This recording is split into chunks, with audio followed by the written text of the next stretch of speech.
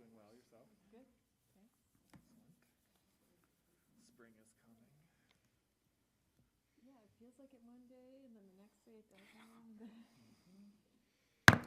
Good evening. We recognize that the Hogan Administrative Center occupies the land of the Ho-Chunk people. Please take a moment to celebrate and honor this ancestral Ho-Chunk land and the lands of all indigenous peoples. Will the secretary please call the roll? Mr. Abraham? Absent. Ms. Baumann? Here. Ms. Como? Here. Dr. Cooper-Stoll? Here. Dr. Jimenez? Excused. Ms. Leahy? Here. Mr. Lee? Here. Mr. Korberg? Here. Mr. Spivey? Absent. Quorum of the Board of Education is present, so the regularly scheduled meeting of March 7th, 2022 is called to order. We will now have the Pledge of Allegiance. Please stand and face the American flag. I pledge allegiance to the flag of the United States of America and to the republic for which it stands, one nation, under God, indivisible, with liberty and justice for all.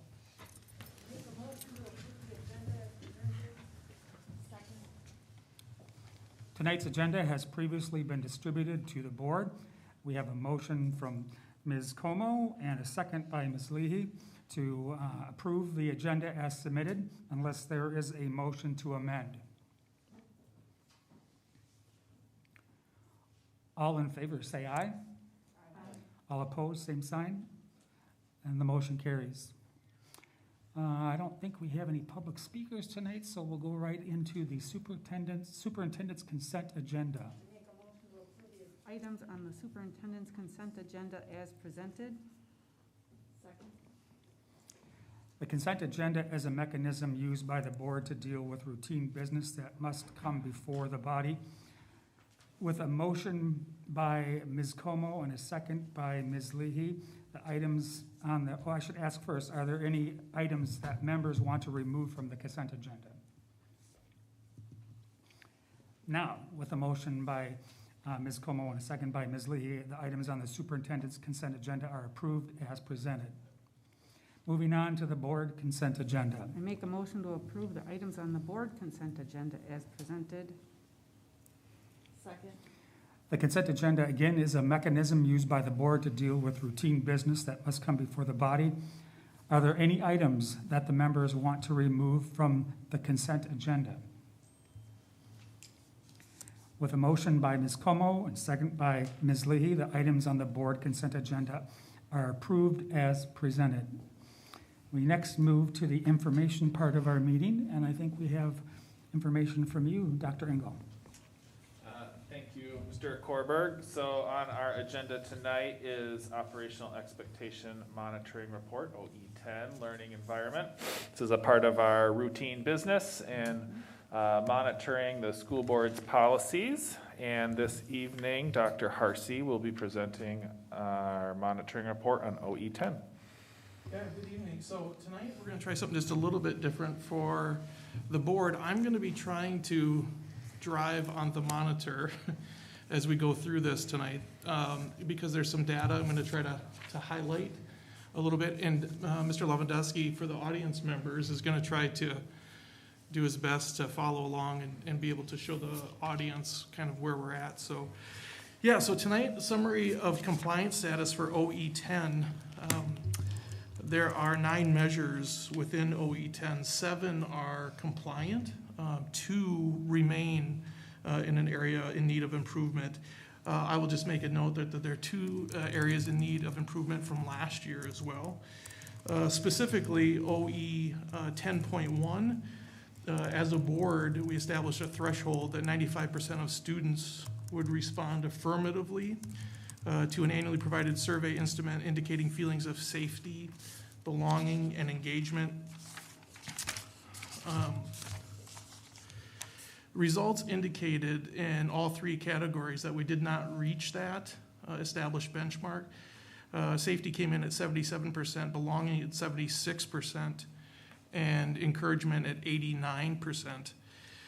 We will kind of dive into that survey in a little more depth here in just a moment. But first I want to talk a little bit about the other area in need of improvement indicator OE 10.2 Indicator 3.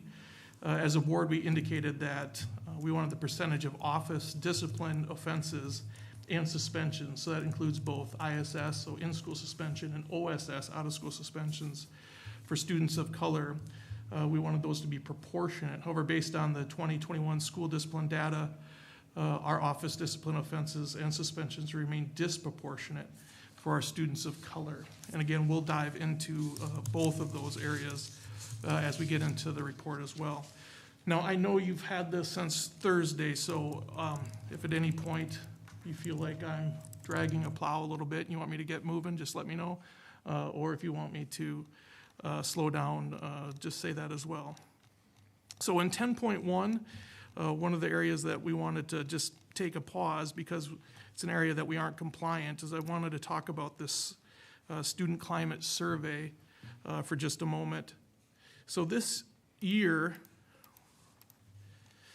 we ended up with 2,848 individual student responses.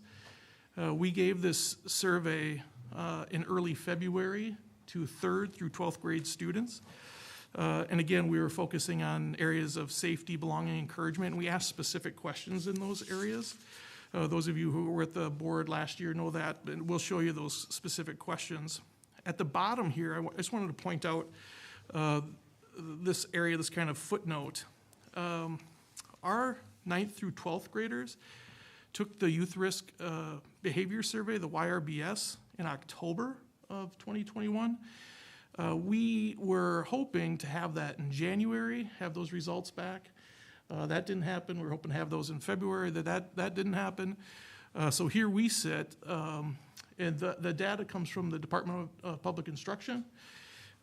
We're kind of holding out hope we might have it before the end of March here, the 21st, when we meet again on this report. But there's no guarantee. We keep in contact with the Department of Public Instruction, and they basically are saying they're working on data quality assurance, and you'll get it when you get it. So the reason we want that data, and we'll show you again in just a moment, but we do like to make comparative data to not only our district, but the county and the state. It does help us give a picture of what's happening on a larger scale. All right, so the question about I feel safe at school, you can see this year's response in a pie chart.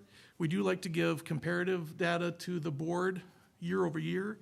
This is the second year with this survey, so you can see 2020-21 compared to 21-22 data in our vertical bar chart here.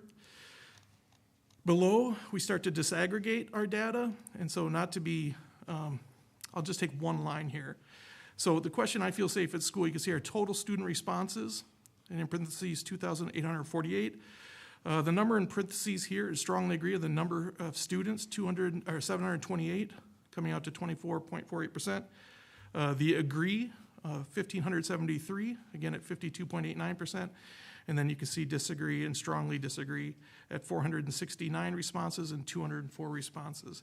And you can see that throughout as you go down this particular chart.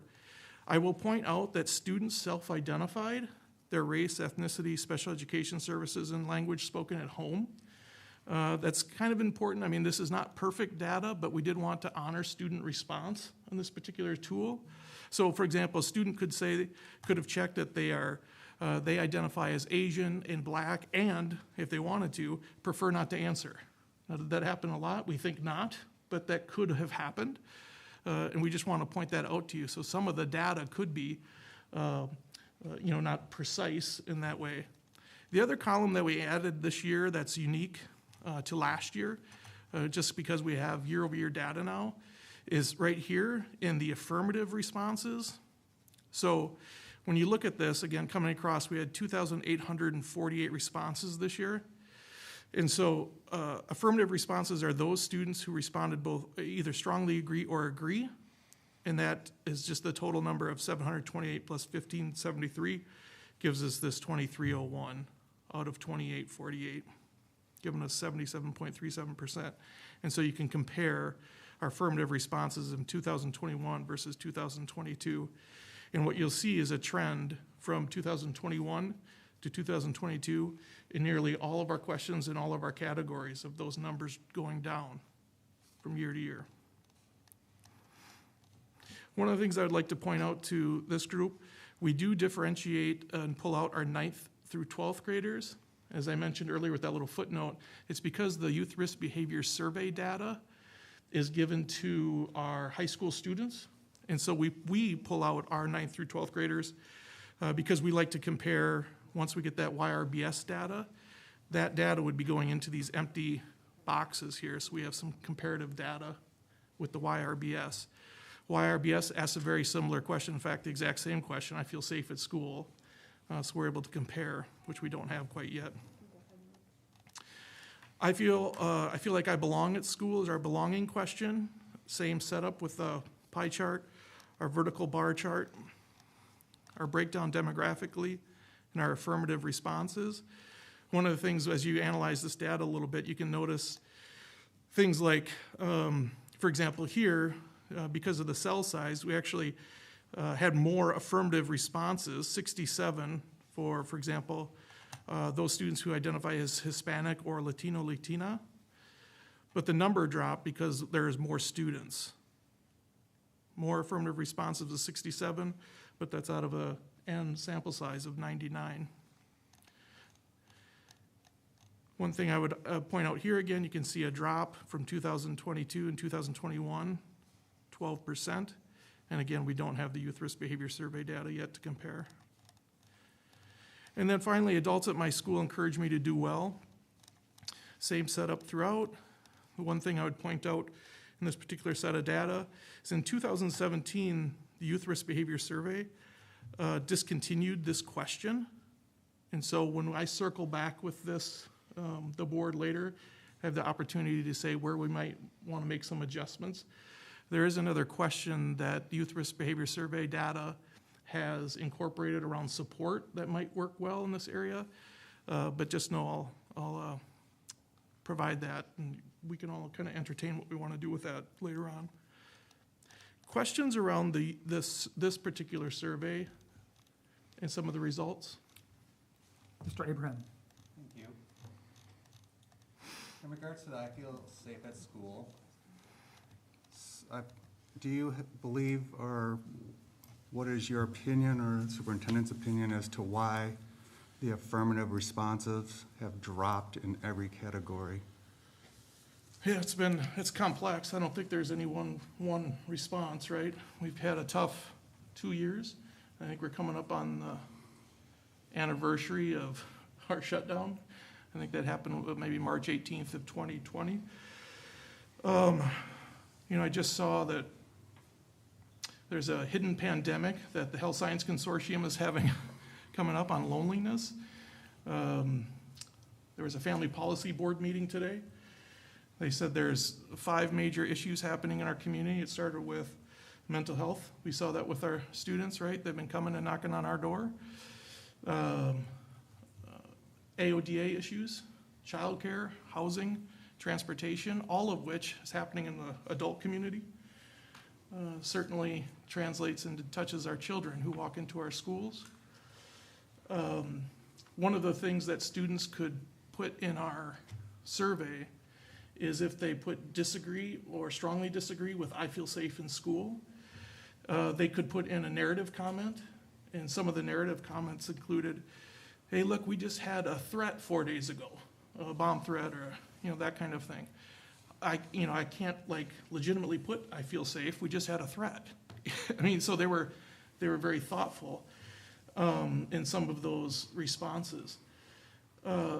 And so I think there's a lot on our students' minds in terms of, there was another student I can share that said, I feel safe now, but I'm also transgender. And I'm worried about, they were projecting, I'm worried about if and when I do come out, or if somebody finds out, I don't know that I'll feel safe then. And so, I mean, there are so many thoughts, complicated thoughts going through our students' minds, and some of their thoughtful responses were, it just, I think, demonstrates the importance of getting to know our students and all that they have, I think, going on in their lives currently. Do Do you feel that removing 2 of the 5 school resource officers had any impact regarding the I Feel Safe at School? I think one of the systems that we currently have that is super effective is Handle with Care. And I don't know if everybody knows what Handle with Care is, but that unilateral system, for those at home or here who don't know, it's a system by which law enforcement officers, if they know that one of our students, it's not just the school district of La Crosse, it's surrounding law enforcement agencies too. If they know that one of our students has been exposed to trauma, let's say it happens over a weekend or at night, they can call into the school and just say, you might want to receive this child, gently, because they've been exposed. Through some of the threats that we've received, our SROs and our La Crosse Police Department has been invaluable in investigating those threats. And so that partnership has been incredibly important in trying to investigate and solve some of the issues that we have had. So in the larger ecosystem of safety, all of that matters. And some of the students in those comments identified SROs as a reason why they felt less safe, right? Yeah, there's comments both. We had comments saying, don't remove SROs, what are you doing? We've had comments saying, listen to our BIPOC students and remove SROs. So it was much like the debates of the last year and a half in our, that we heard here at the table. So it's much like a lot of things, it's complex. You mentioned that the Handle with Care program. Who brought that to the district? Or who? I know who Kurt built Teff it? was instrumental from the district side, and the La Crosse Police Department, I'm not sure who was working on it from the La Crosse Police Department side, but it's been incredibly helpful for students and families and for our staff. Thank you. Ms. Leahy?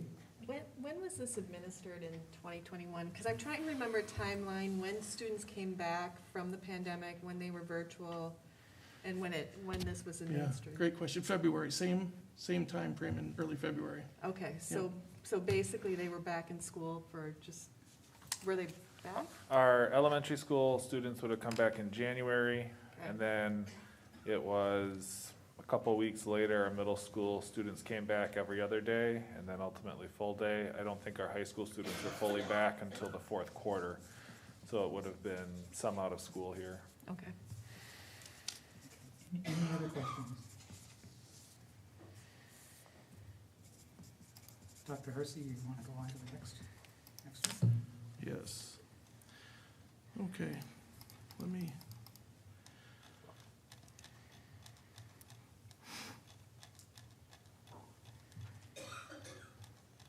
All right, in 10.2, indicator 1, our code of rights and responsibilities is actually in the next 2 areas.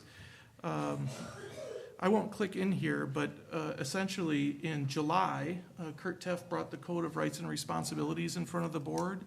And based on the board's annual work plan, GC 6E will be doing that again. And in indicator 2, there is the Code of Rights and Responsibilities. And just know that we can supply that in multiple languages upon request, and I'm certainly happy to do that. For any parents, guardians, families who so desire. Indicator 3 is the other area that we are not compliant. And if we could, I'd like to take a moment just to dive into that data.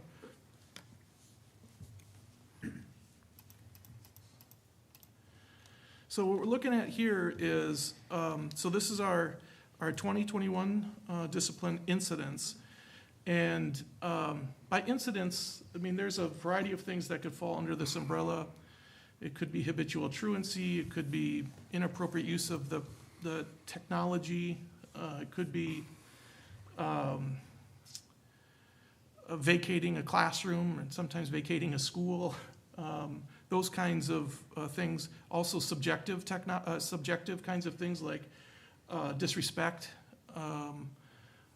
All could fall under an incident, something that's being sent to an office. And it only becomes an incident when there's an action associated with it, some kind. So if a student's sent to the office and there's a conversation and sent back, that may not be counted as an incident, but if there's a detention or something like that, then it could be put in Skyward as an incident. So what I wanted to point out here is, just quickly, so with our student population, this is just our demographics that year, so 6,142 total students. And then the actual breakdown of the demographics that year based on information out of Skyward. So there were, in this case, and we'll just use this, students who identify as American Indian as the example for the rest of the data. So there's 25 students who identify as American Indian, coming out to 0.4% of this total of 6,142. There were 408 students who had an incident. And so in this example, there would be 2 students who identify as American Indian who had are part of that 408, accounting for 0.5% of this 408. So of those 408 students accounted for 1,255 discipline incidents. So in this case, again, with the those who identify as American Indian, 2 students, they had 2 incidents, one each in this case, accounted for 0.2%. So what would be important here is to look, for example, if we've got 5.2% of students who identify as Black, you'd like to see about 5.2% of total discipline incidents in this column as well. We've got 3 times that amount, okay? So we are overrepresented. Same with 2 or more, overrepresented, and Hispanic, overrepresented.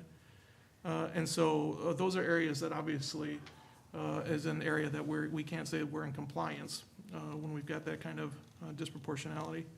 Suspensions, we'll see the same type of data, but this is both in-school and out-of-school suspension data. And so Black students who identify as Black, again, 5.2% is the student population, and we're at 17.2%. 2 or more, 11%. We're at 23.1%, and then Hispanic, while closer, still disproportionate at 8.3%. What we've done down here, and as Ms. Leahy was pointing out earlier with her question about when the survey was given, it's difficult to compare 2019-20 and 2020-21 simply because of the duration of time that we were in school. But that's what we're trying to do with the data in these 2 areas. So you can see we're trying to give side-by-side data here, and it's just a tough. You can see the total number, for example, student incidents, 4,589 in the year where we were in school all the way basically through March, and 1,255 in the year where we were not face-to-face for very long. But we will continue to do that longitudinal crosswalk, and as time goes by, we'll have a better picture as these years normalize just a little bit. Questions on in-school suspension or incidents as we look at our data here?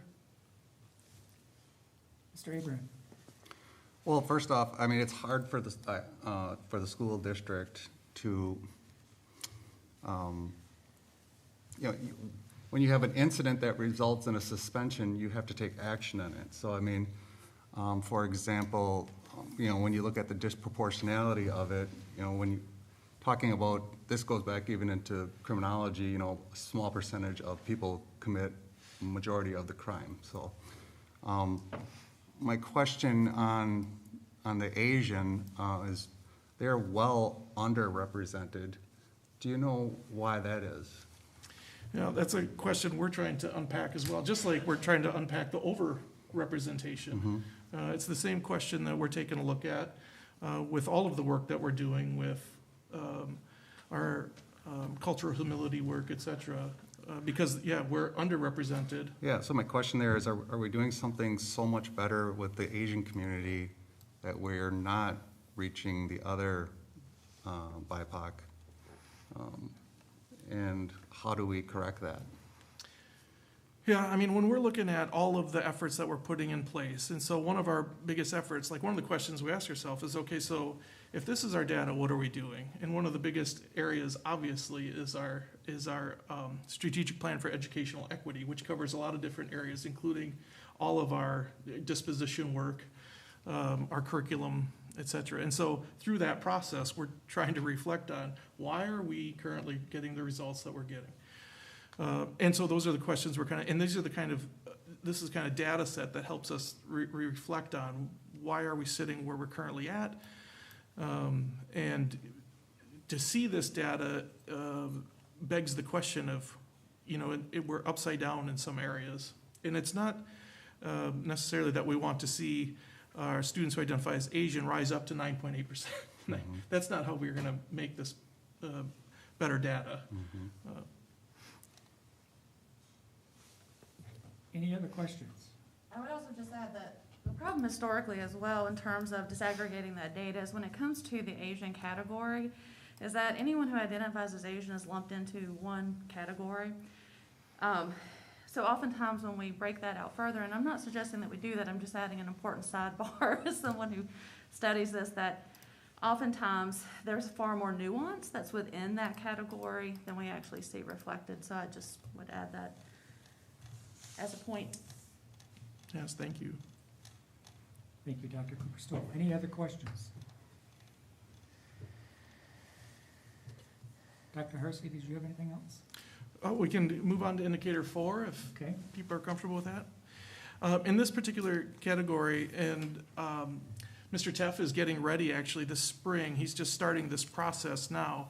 There's a variety of groups that we take the Code of Rights and Responsibility to for feedback. That's just a list of this last year's feedback and input kind of efforts. And so that will be starting again here shortly. We just had kind of his template reviewed by the cabinet this last week. In 10.3, indicator 1, the district will provide all primary guardians public notice of the types of information designated as directory information. We follow what's known as FERPA, Family Education, and it's a Privacy Act. And so we provide like a 3-week window, and that happened from July 1st to the third week in September. We make sure that if something wants to be changed, we provide that window, and then all new enrollees as well. And we just make sure that if there's questions, you go directly to the registrar and or the building principal. I know there was some question in the past, like if there's a breach, what happens? We want to make sure that building, right at the building level, that there's an opportunity to contact that building principal and get that rectified right away. Indicator 2, 100% of research requests for student information are reviewed for alignment to district mission and vision. And that happens, Dr. Lahucky chairs our R&D for the district and does a wonderful job. The number of research requests, we had probably about a third accepted this year compared to the year prior. And so those are the 3 that were accepted this last year. 10.4, indicator 1, 100% of formal reports of misconduct by an adult are investigated by the appropriate member of the administrative team or designee. The attached compliance documentation letter indicates all concerns or complaints were resolved prior to a need for formal appeal. This last year, there was one that was reviewed. It's a little bit different because it didn't come from an outside complainant. It was internal. We discovered it and evaluated it. So this is a little bit different, but that was from March 1st to March 7th of this year. And so obviously we handled that through all the proper channels.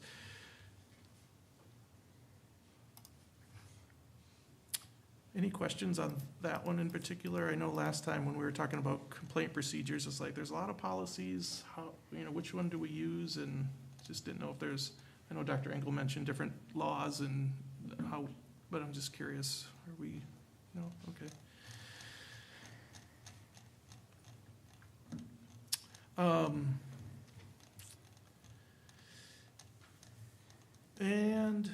10.5, finally here, indicator 1, more in the realm of policy.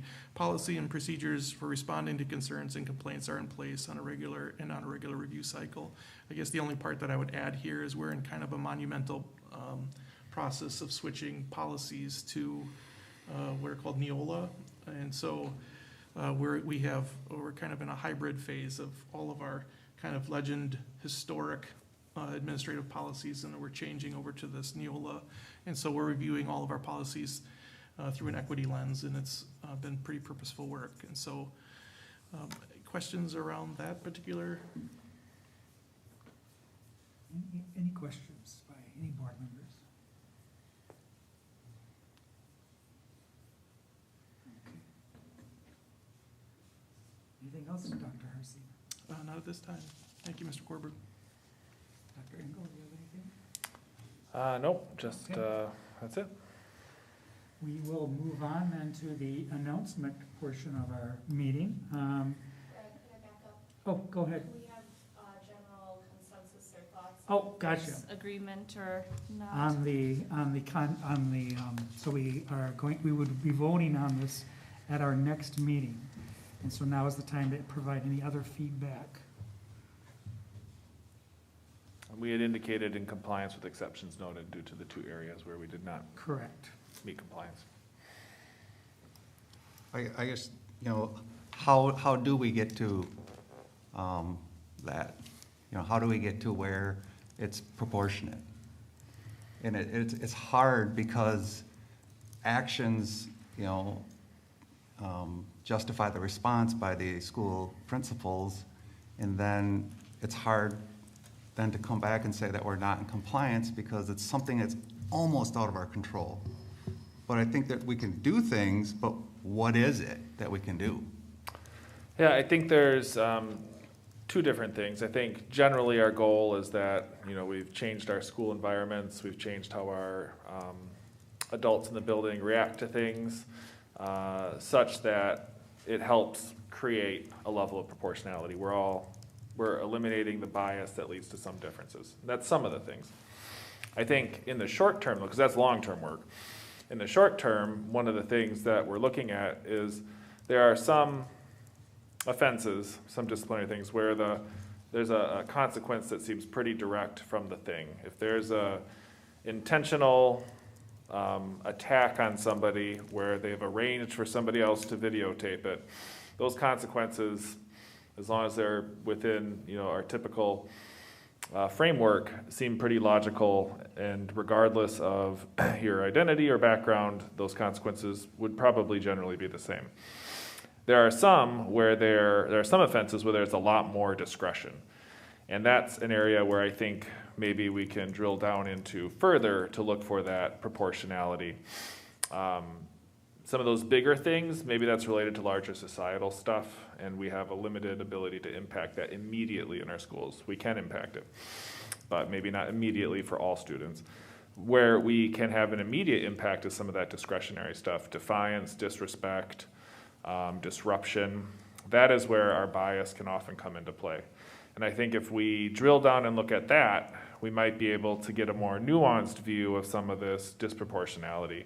And that's where we can have an immediate impact by examining our own biases, by looking at our systems, to see if we're causing some of those differences ourselves. And so I think as we bring back recommendations for this data, we might want to disaggregate for some of those things, these areas where we have discretion in terms of discipline, that your perception of disruption, defiance, disrespect is different for each person. People have different thresholds. People view that through a different lens based on their identity and the identity of the individuals in front of them. And so that's a way we can make this report maybe more responsive in the short term while also keeping our eye on the prize, that long-term proportionality as well. And that's just an idea. No, let me defer to you and I'll go next. I think that there's also something to be said in the sense of, like, we talk about this action piece, and the reality is, it's similar to criminality. There's a lot of racial bias, there's a lot of discrimination that happens with that, right? Like if you talk criminality, of course, if you saturate one neighborhood with police officers, you're gonna catch more criminals, correct? And similarly, when we talk about the school district, there are certain biases that teachers hold against certain groups of folks, and it plays out into how we do discipline, right? And so similar to what you're saying, which I appreciate you saying that, I think that, I don't know, I'm struggling with that, like, the student has an action, but then we're ignoring, like, there's so many other complexities that we address, you know, basic needs. Things that are happening, students they come to school angry, right? Like, there's so many complexities around that particular topic. And also, we can't ignore the fact that systemic racism is embedded into higher education or into institutionals of education. And on top, like, I mean, there's so much within that. And then I also would say that then brings me to that idea of, like, do I feel safe in school?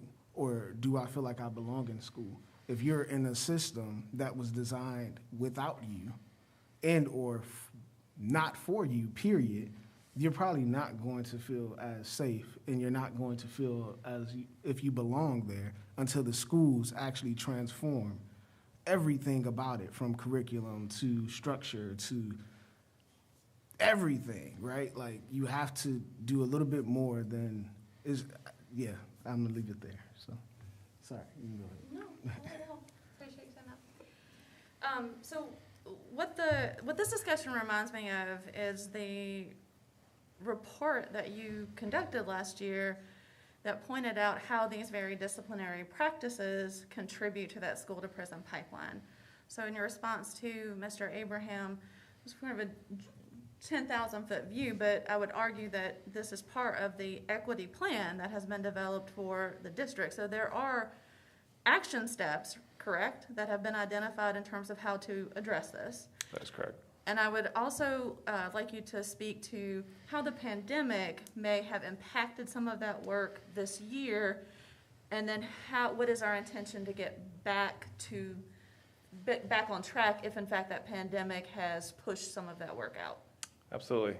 So I think speaking to some of the steps that we put in place, so more proactive services, you know, law enforcement or police or student discipline is a reactive thing, right? Something's already happened, and now we're intervening after the fact. Our goal is to be as proactive as possible. So putting into place resources for students and families that include social services, access to counselors, access to mental health services, and we've talked at length about all the things that we're doing along some of those lines. We've developed partnerships with the county for community and school social workers. We're also thinking about different types of reactive processes, restorative justice being one that we have well established at the middle school and are in the process of expanding into our high schools. So there's different ways to respond as well that wouldn't register here as discipline. So there is still a response. We're still going to do something about it. We're still going to hold folks accountable, but we're going to do it in a way that is less punitive, not even less punitive, it just approaches it differently through a different lens. So that's one thing. The pandemic has certainly shifted things. You know, when I wrote the report about the school resource officer program, that was, you know, before we had returned to school in person, before we really understood the impacts that this pandemic had on students. And 2 years in, we've noticed increases in certain types of disciplinary issues, certain types of behaviors. Students have been, pleading for more mental health services that we've been responsive to and tried to provide as quickly as we can. And I think it impacts what we see in that belonging, safety, and encouragement survey and how they're feeling at school and feeling generally, probably. And so our responses, as a result, have to shift. So those proactive services, we need to accelerate what we're doing, and we've been fortunate to receive grants and get additional funding from local hospital systems and from the state to help us do that.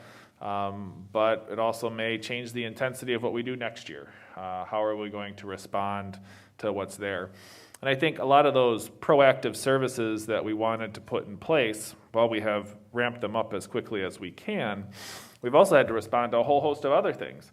We had to build a virtual school out of nothing, and now we have a virtual charter. We had to provide PPE and other resources for students and families in order to have them come to school safely. So our sole focus hasn't been on this one thing. It's been across a wide array of issues that has sapped our resources. At the same time, the state gave us no new funding for education. So, this last year we operated with a 1.3 million budget deficit. This next year it'll be 1.9 million. Those things have limited our ability to even ramp up the things that we wanted to in a proactive way. At the same time, our kids need more than ever. So I think it's a whole host of things, and to address the disproportionality, I think we can focus on things where it's more obvious, but we still need to fix it as a whole. To your point, Mr. Spivey, it's definitely an individual, school-based, system-based issue, and we need to tackle it at all levels, and that will take time, unfortunately.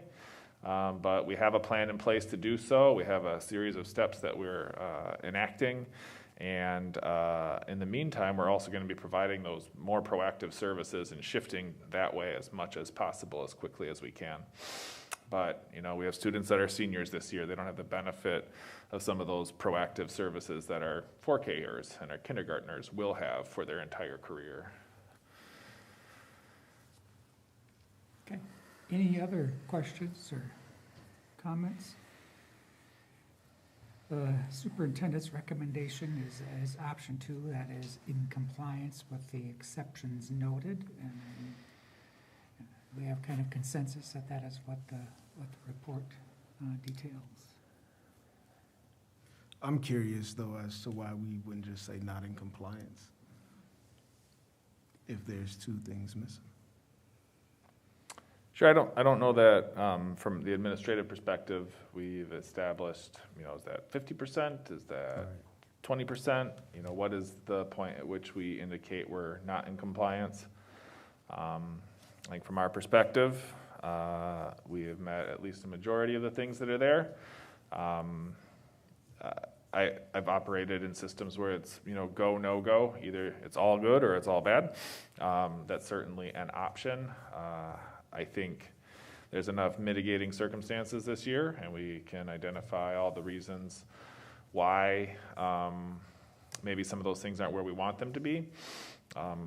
It also begs the question, can we achieve those standards? But that's the second question for next month, or next meeting, not right now. And so I think from our perspective, we've met many of the benchmarks. We are transparent about where we're not, and feel like there are exceptions noted. So, thank you. I have no issue with option number 2. I think with the exceptions noted, that means that administration should expect that there will be heavy attention placed on those exceptions going forward to see if they are met in the future. Anything else? And again, this will come back next month. Okay, now moving on to announcements. Ms. Bowman. Yeah, I just have a brief one. The grants committee is reviewing 36 grants for the Gold Star grants this week, and after this week, we should have some, ideas of what fun and exciting projects get funded. That's all I have today. Thank you. We hope Dr. Jimenez is doing well. Have no announcements by him. We move on to Dr. Engel. One announcement, National School Breakfast Week is March 8th through the 11th, and so excited that the federal government has been able to fund breakfast for all students over these last 2 years during the pandemic. Has been a real benefit to our students. We see increased engagement in school and less hunger at lunch even. And so this has been a great thing for kids, a great thing for our schools, a great thing for learning.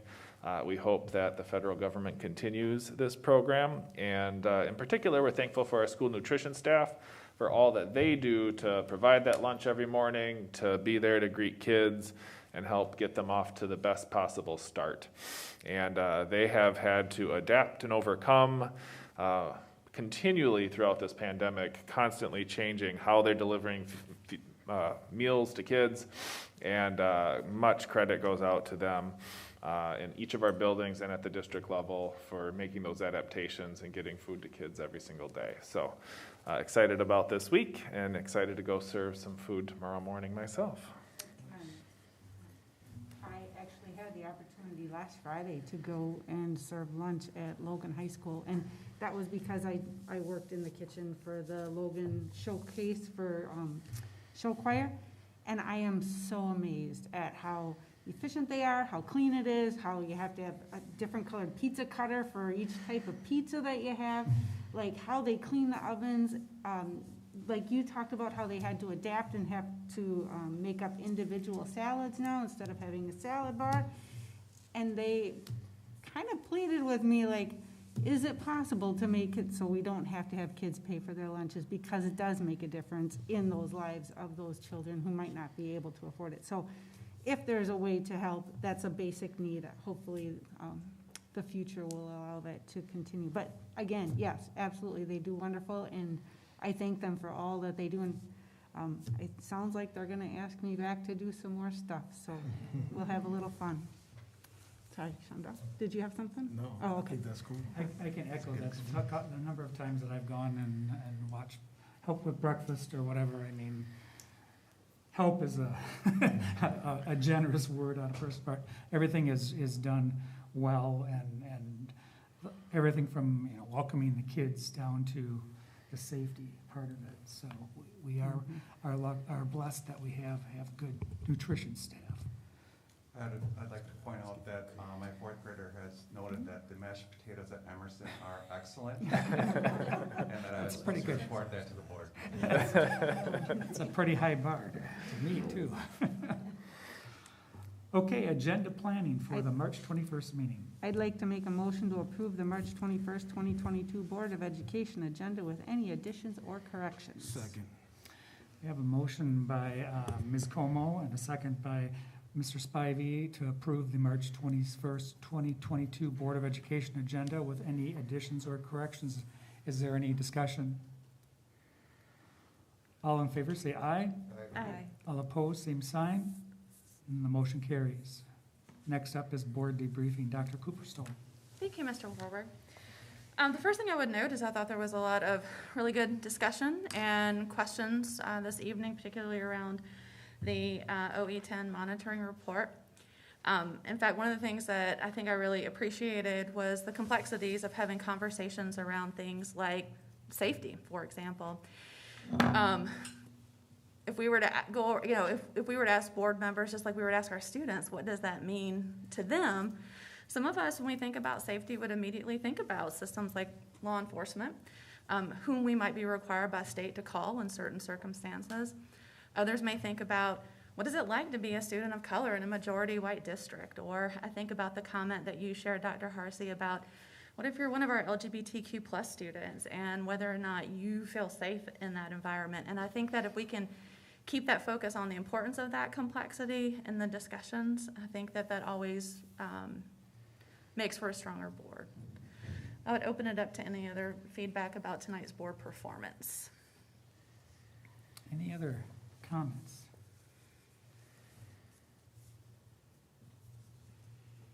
Okay. Hearing no objection, this meeting is adjourned. Thank you, Mr. Corbett, for filling in tonight. Yes, well done.